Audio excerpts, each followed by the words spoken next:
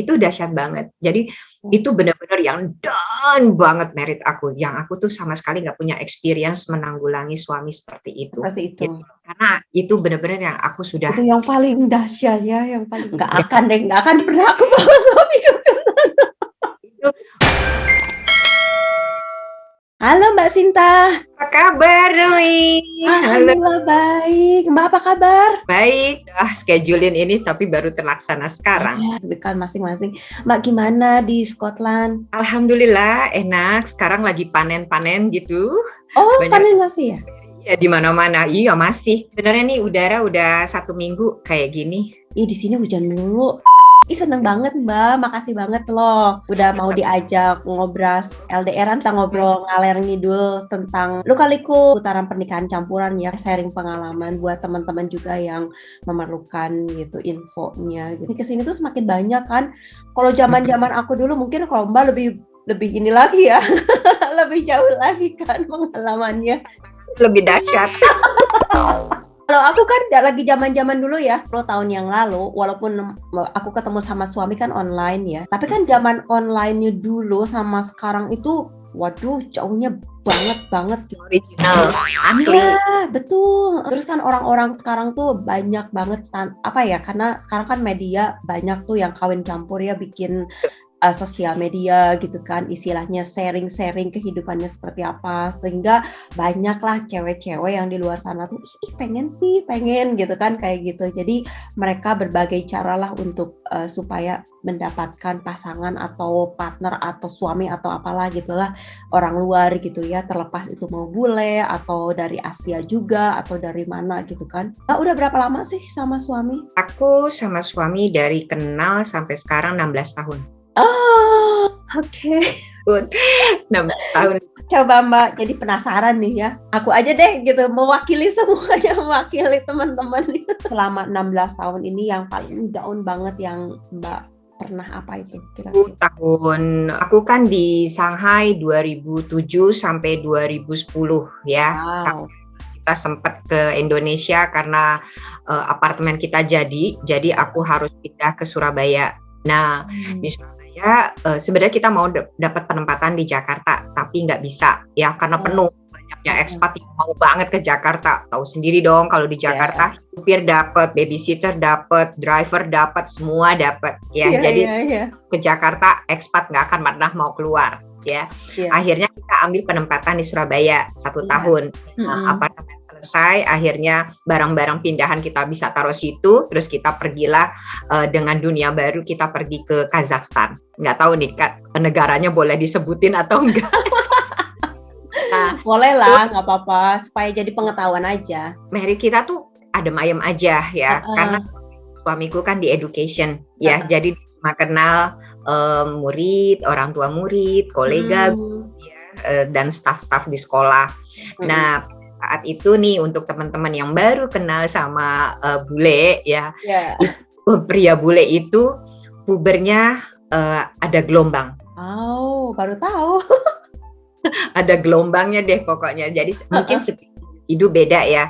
Ada yang diekspresif, ada yang enggak. Nah, karena kebetulan suamiku di edukasi, jadi dia tuh nggak pernah yang namanya kenal dunia yang aneh-aneh gitu ya. Mungkin karena kalau dia pas keluar nanti ketemu sama orang tua murid, gila tuh dulu ada di sini, terus sampai lagi misalnya gitu kan, itu bisa. Terus kalau bisa kena tegur lah gitu, terus atau walaupun itu udah di luar ini ya, di luar job kerjaan harusnya ya, cuma nanti takutnya efeknya apalagi ketemunya di minggu. Pasti hari Seninnya kan akan kena masih sober kayak gitu ya. Kehidupan aku akhirnya dari Surabaya pindahlah ke kota itu ya, ke negara itu. Aku itu di Almaty. Nah, di Almaty itu aku terus terang pada saat aku sama dia berarti itu sudah 5 tahun perkawinan ya, 5 tahun perkawinan jalan ke-6. Karena aku ingat banget anakku ya yang ketiga itu di nursery, kindergarten.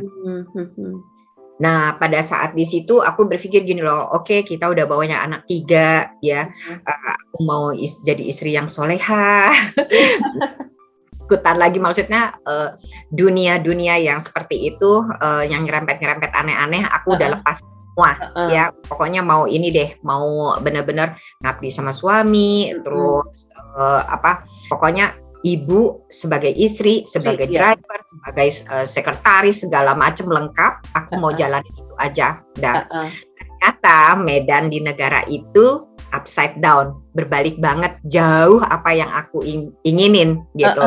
Aku sempat shock sih di sana dalam kondisi gini. Aku kan udah mau tinggalin semua dunia aku gitu ya, happy hangout gitu. Ternyata itu nggak bisa. Tantangannya pada saat di situ kan suamiku ketemu kolega baru dong, yang kolega baru sudah lama di situ. Kulturnya berarti kan mereka adopt kultur di situ. Harus ikutin kan ya. Ikutin trennya di situ. Nah suamiku tuh nggak pernah dapat negara yang trennya seperti itu selama penempatan. Kita tuh selalu dapat di negara yang memang religiusnya kuat kayak di Malaysia. Kalaupun di Shanghai itu pop-up-nya kita bisa lihat lah, bisa jelas gitu. Nggak seperti yang di negara ini. Aku quite shock juga sih kayak gitu. Karena shocknya kenapa? Di sana wanita-wanita di sana itu cuek banget. Walaupun sudah ada buntut 20.000 pun kalau mereka mau sama bojomu, dia hantem kromo. Oh gitu. Tinggal kalian aja kuat atau enggak. Oh my God. Jadi banyak banget pasangan-pasangan yang ambruk.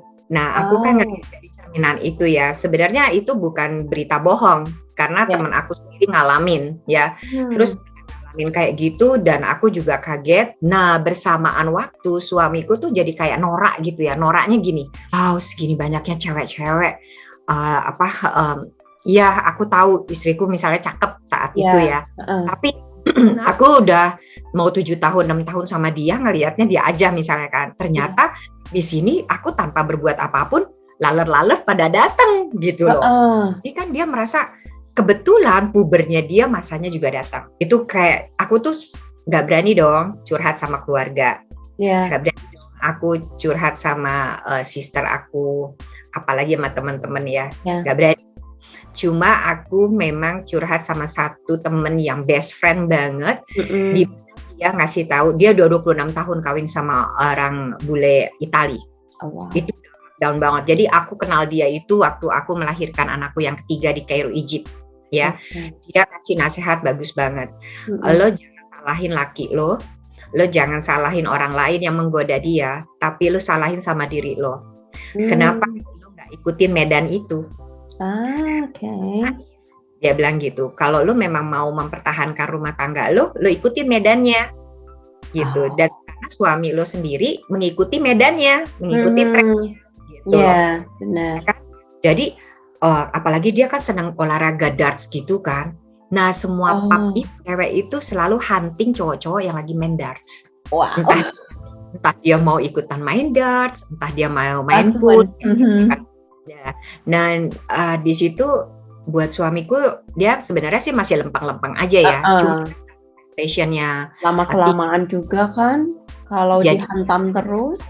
Ya membuka diri segala macam. Nah, cewek di sana kalau cowok udah beramah tamah gitu, dia akan ambil kesempatan secara langsung. Pokoknya cepet nih, ada peluang nih. Jangan disia-siakan. Apalagi di sana kulturnya merit itu cincinnya di kanan kayak Indonesia. Ya. Sementara bule kan di kiri kan. Kalau kita pakai di kiri, dianggapnya kita masih tunangan. Jadi bisa walaupun kita bilang kita udah married, tapi mereka percayanya dengan ini. Dan aku memang sama suamiku kan lumayan beda jauh gitu ya. Jadi kelihatan kayak aku juga disimpan, wanita simpanan. Trennya sama kayak gitu. Jadi aku pun kalau ada bule-bule di sana bilang, kalau kamu sudah bosan sama your man, kamu kontak aku gitu. Nah dia juga gitu. Jadi dia kalau misalnya ke toilet gitu ya, kita main ke pub gitu ya, dia ke itu pasti udah ada 3-2 cewek tuh ngikutin. Dan aku lihat. Oh my God. Lihat. Dan itu setelah aku tahu ya medannya kayak gitu. Tapi sebelum aku tahu, aku tuh benar-benar nggak ngikutin tren deh, mau pakaian gimana pun ya aku ala aku aja gitu loh. Setelah kejadian dari situ, aku kontak temanku karena aku tuh udah nangis banget. Shock lah. Di negara yang aku pernah tempatin tuh medannya nggak kayak gitu. Nggak gitu banget. Sampai suamiku tuh bilang aku tuh paranoid. Paranoid yang dimana selalu bilang, kamu sayang aku nggak sih? Sih gitu kan, gitu. Karena aku melihatnya seperti itu gitu kan. Ada tingkah laku yang berubah lah ya. Iya, gitu. Jadi perilaku. Iya, dia ini bersamaan dengan pubernya dia muncul ya. Jadi jalan nggak pernah mau gandeng tangan aku lagi, jalan di depan aku 3 meter kayak gitu kan. Terus mau buru-buruan kayak gitu. Aku cerita semua sama teman-teman, sama temanku satu orang itu. Aku advice dia gimana, gitu loh. Pada saat terjadi hal itu, gitu. Nah, dia advice aku yang harus berubah. Jangan merubah seseorang yang sedang melakukan hal itu. Itu nggak akan mempan. Sama aja kamu mentokin kepala kamu against. Yes, exactly. Justru malahan akan jadi lebih jauh. Iya, jadi kamu akan konflik terus seperti itu. Kasihan 3 anakku yang melihat kejadian-kejadian gitulah. Karena suamiku itu yang aku kenal dia bukan tipe pemabukan. Ya, dia memang merokok. Pada saat itu ya, sekarang sudah berhenti dia ngerokok. Nah, pada saat itu jadi kebetulan teman-teman partnernya dia itu yang di kolega tempat kerja itu tuh sudah adopt kultur di situ. Dan kebetulan banyak yang single. Nggak salah kan? Aduh, gimana nih medannya bagus banget. Tapi kalau gue ikutin tren susah juga gitu kan. Juga bergaul ya. Gaulnya gitu. Jadi temanku bilang, lo yang harus berubah Sinta. Jadi aku benar-benar di situ aku nge-gym, aku berenang, badan aku itu harus ngikutin trennya mereka. Kayak body lotion, apalagi udaranya itu minus 52. Jadi kering, keriput kulit. Really? Oh my God.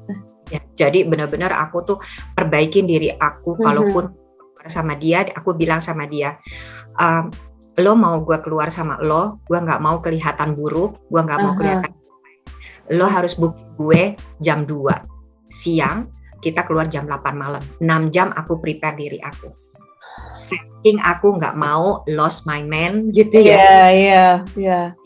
Gitu loh.